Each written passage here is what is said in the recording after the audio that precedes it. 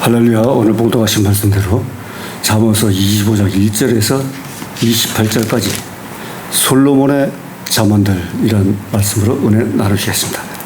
1절에 보시면 이것도 솔로몬의 잠언이요 유다 왕 히스기야의 신하들의 편집한 것이니라. 그래서 25장에 나오는 25편에 나오는 잠언 말씀도 다 솔로몬의 잠언인데 히스기야 때 유다 왕 히스기야 13대 왕 때 그 신하들이 편집한 것이라는 거죠. 그래서 2절에 이를 숨기는 것은 하나님의 영화요 이를 살피는 것은 왕의 영화니라. 그래서 하나님의 비밀이 있는데요. 그 숨기는 것은 하나님의 영화를 위한 것이라는 거죠. 또한 이를 살피는 것은 밝혀내는 것은 또 왕의 영화다 하는 것입니다. 그래서 우리 백성들도 믿음의 백성들도 하나님의 비밀이 있지 않습니까? 그러면 하나님의 비밀을 알려고 힘써야 된다는 거죠. 그래서 그 살피는 것은 또 왕의 영화다 하는 것입니다. 그래서 하나님의 비밀을 있지만 하나님의 비밀을 알려고 깨달으려고 노력을 해야 된다는 거죠. 그러면 양파 껍질을 벗기듯이 하나님의 비밀을 알 수가 있다는 것입니다. 나아갈 수가 있다는 거예요. 그래서 하늘의 높음과 땅의 깊음 같이 왕의 마음은 헤아릴 수 없다. 그러니까 하늘의 끝없는 하늘과 땅의 깊은 그 땅속 깊음 같이 그 마음은 헤아릴 수 없다는 거죠. 그러나 우리는 그 깊음을 알려고 노력을 해야 된다는 것입니다. 그래서 4절에 은에서 찢기를 제하라. 그리하면 장색에 쓸만한 그릇이 나올 것이요. 그래서 광물에서 그 깨서 쪼개가지고 녹여가지고 금과 은 온갖 희귀 금속을 다 가려내는데요. 정금같이 가려내지 않습니까? 그러기 위해서는 찢기를 다 제하는데 그로부로 말미암아서 그 장인들 그 대장장이 장색들에 의해서 쓸만한 그릇이 만들어져 나올 수 있다는 것입니다. 왕 앞에서 악한 자를 제하라. 그리하면 그 위가 의로 말미암아 견고히 서리라. 그래서 왕 앞에서 악한 자를 제거하라 이겁니다. 하나님 앞에서도 악을 떠나보내라 하는 것입니다. 그리하면 그 위치가 의로 말미암아서 견고하게 선다 하는 것입니다. 그래서 우리는 모든 죄악 다 버리고 악도 버리고 깨끗한 선한 성화의 몸으로 중생의 길로 가야 된다는 거죠. 그래야 하나님이 깨끗한 그릇에 하나님의 은혜와 사랑을 부어줄 수 있고 또 자신도 받을 수 있다는 거죠. 자신의 생각과 마음에 찌꺼기가 있고 악이 있다면 깨달음이 없고 비움이 없다면 하나님의 은혜를 받는 데는 한도가 있다는 거죠. 한계가. 가득 채워진 그릇에 채워지겠습니까? 비워야죠. 그래서 왕 앞에서 스스로 높은 채 하지 말며 대인의 자리에 서지 말라. 그래서 왕 앞에서는 스스로 높은 채 하지도 말라는 거죠. 겸손하라 이겁니다. 교만하고 거만하지 말라. 아는 채 하지 말라 이겁니다. 그래야 왕 앞에서 왕의 충성도를 알게 할 수 있다는 것입니다. 이는 사람이 너더러 이리 올라오라 하는 것이 내 눈에 보이는 귀인 앞에서 저리로 내려가라는 것보다 낫다 하는 것입니다. 그래서 높은 데 올라가 있기를 바라지 말라 이거죠. 도리어 내려가라 하는 소리 듣는 것보다 차라리 밑에 있는 것이 더 낫다 하는 것입니다. 그래서 8절에 보면 너는 급거히 나가서 다투지 말라. 마침내 내가 이웃에게 욕을 보게 될 때에 내가 어찌할 줄을 알지 못할까 하노라. 그래서 성급하게 나가서 다투지 말라 이거죠. 옳다 하더라도 성급하게 서둘러서 나가서 다투지 말라 하는 것입니다.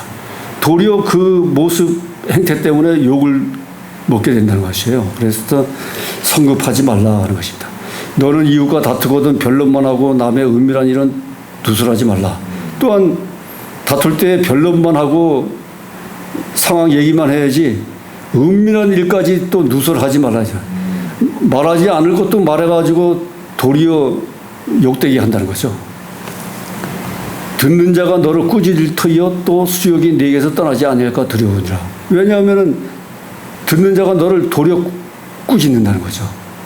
비밀을 누설하고 상황 파악을 못한 상태에서 얘기를 하면 도리어 욕되게 할 수가 있다는 거죠. 그래서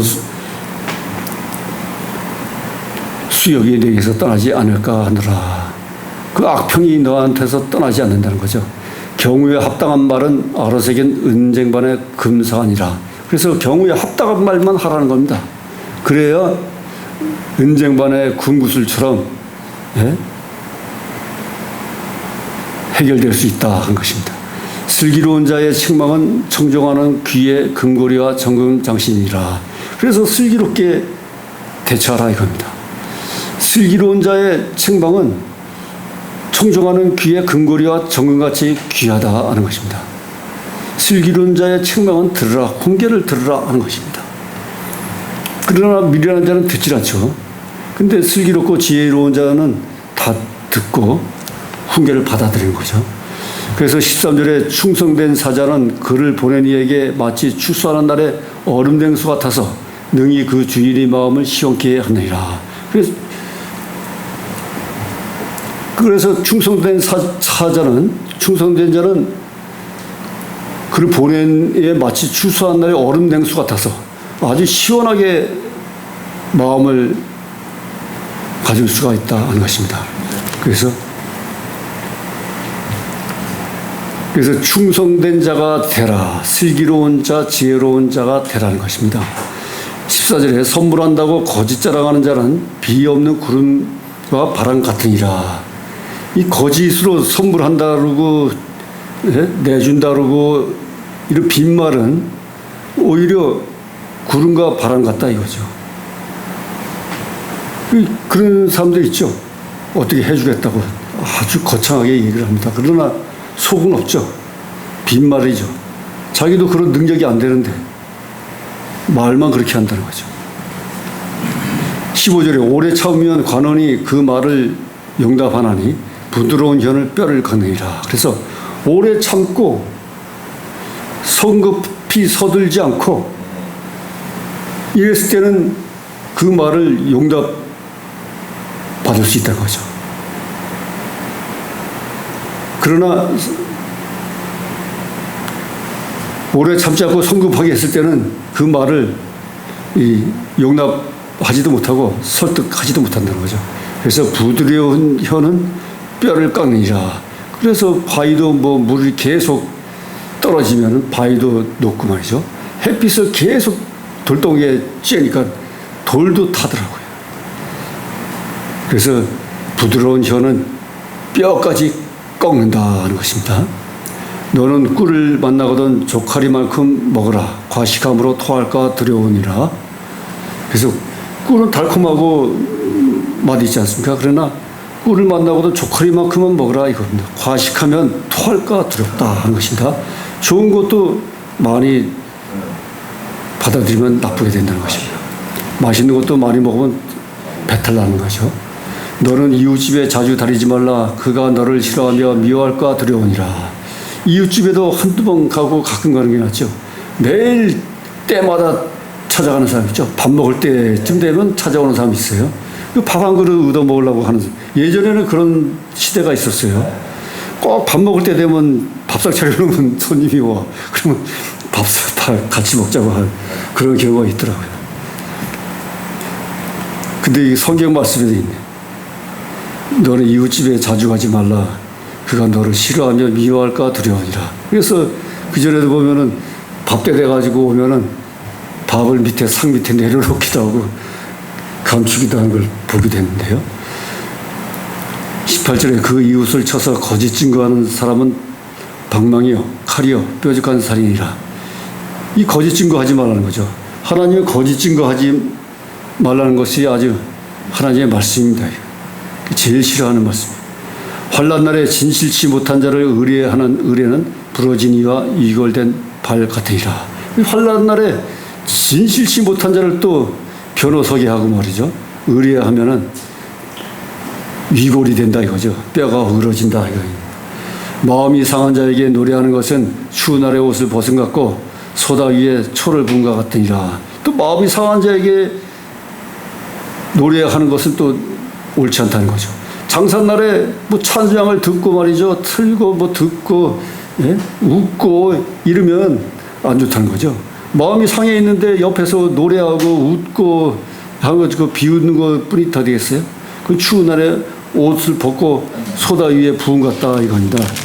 불타는데 불을 지피는 것 같다는 거죠. 기름 붓는 것 같은 거죠. 내 원수가 배고파하거든 식물을 먹이고 목말라하거든 물을 마시오라.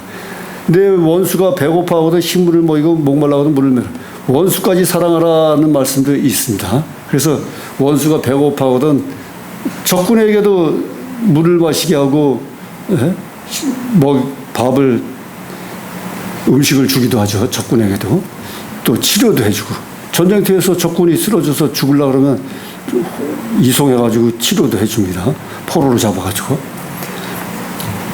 그러나 악한 마귀신 사탄 마귀신은 물리쳐야 되는 것입니다. 22절에 그리하는 것은 핀 수치로 그의 머리에 놓은 것과 일반이요 여호와께서는 네게 상을 주시라. 그래서 그렇게 도와주고 혜택을 주는 것은 금멸관을 쓴 것 같고 또한 하나님께서 상을 주시라 하는 것입니다. 북풍이 비를 일으킨 같이 참소하는 혀는 사람의 얼굴에 분을 일으키느라. 북풍이 비를 일으킨 같이 사람을 헐뜯고 고발하고 비아냥거리고 하는 그런 혀는 사람의 얼굴에 분을 일으키게 화를 일으키게 한다는 것입니다. 다투는 여인과 함께 큰 집에서 사는 것보다 움막에서 혼자 사는 것이 나으리라. 이 말씀은 전에도 말씀이 나왔었는데요. 다투는 여인과 한 집에서 사는 것보다 차라리 헤어져서 혼자 움막에서 사는 게 낫다는 것이죠. 먼 땅에서 오는 좋은 기별은 목마른 사람에게 냉수 같으니라. 그래서 기별은 기쁜 소식이라는 거죠. 그래서 목마른 사람에게 냉수같이 아주 시원하게 뚫려진다는 것입니다.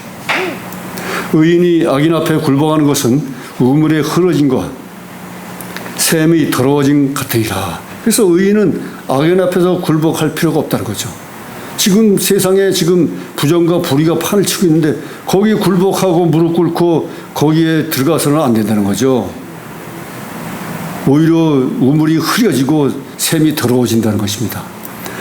27절에 꿀을 많이 먹는 것이 좋지 못하고 자기의 영예를 구하는 것이 헛되니라. 꿀을 많이 먹는 것은 좋지 않다고 이전에도 말씀 나왔었잖아요. 16절에 너는 꿀을 만나거든 조카리만큼 먹으라. 과식함으로 토할까 두려우니라. 이렇게 말씀하셨는데 또한 27절에도 꿀을 많이 먹는 것이 좋지 못하고 자기의 영예를 구하는 것이 헛되다 하는 것입니다. 마지막 절 28절에 자기의 마음을 제어하지 아니하는 자는 성읍이 무너지고 성벽이 없는 것 같으니라. 그래서 자기 절제를 하고 자기 마음을 다스릴 줄 알아야죠. 그래야 성읍이 무너지고 성벽이 무너지지 않는다는 것입니다. 그러니까 절제의 힘이 중요하다는 거죠. 그래서 세상에는 모든 것이 우상이여 중독에 빠질 수 있는데 그걸 다 극복하고 절제하고 자제하고 슬기롭게 대처해야 된다는 거죠. 하고 싶은 대로 어떻게 다 하겠습니까? 절제해야죠. 그 남에게 피해가 간다는 거죠. 자기 뜻대로 하고 싶은 대로 하면 남한테 오히려 피해가 갈 수 있다는 거예요. 그래서 만사 성급하게 행하지 말고 조심스럽게 주의 깊게 변론만 하고 남을 헐뜯고 비밀 누설하지 않고 이런 자세를 가지고 믿음의 사명을 가지고 행해야 된다는 것입니다. 기도하시겠습니다.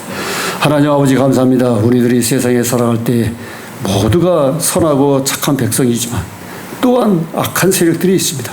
부정과 불의를 저지르고 악을 향해서 돌진하는 그런 세력들이 있습니다. 온갖 수단과 방법을 가리지 않고 악을 행하고 탄핵을 일삼고 법을 고치고 이런 악의 세력들은 반드시 멸절되어야 될 줄 믿습니다. 우리나라 자유대한민국을 회파하는 공산사회주의 종북 세력들은 이 땅에서 물러가야 됨에도 불구하고 이들이 이 나라를 집어삼키려고 하고 있습니다. 그러므로 말미암아 선한 백성들, 믿음의 백성들이 피해를 당하고 밤낮으로 시간 소비하고 경제 낭비하며 지금 그들과 싸우고 있습니다. 하나님이여 우리들을 긍휼히 여겨 주셔서 반드시 이기고 승리하는 믿음의 백성들로 삼아 주시옵소서. 모든 말씀 감사하며 지금도 살아 역사하시는 우리 주 예수 그리스도 이름 받들어 감사하며 간절히 기도드려 싸움나이다. 아멘.